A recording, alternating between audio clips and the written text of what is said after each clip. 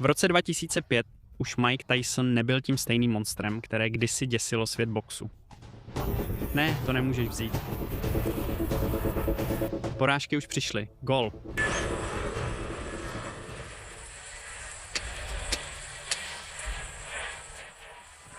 Peníze už byly pryč. Stín minulosti tížil víc než kterýkoliv soupeř. Ale i tak si svět myslel, že tento neznámý Ir nemá žádnou šanci. Kevin McBride, 198 cm, 123 kg routinér, kterého nikdo nebral vážně. Nikdo kromě něj samotného.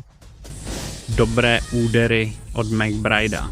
Protože tu noc ve Washingtonu McBride nebojoval jen s Tysonem. Navždy ukončil jeho kariéru.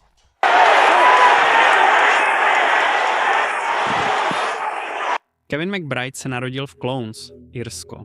Malé město, které nebylo zrovna známé tím, že by produkovalo světové boxery.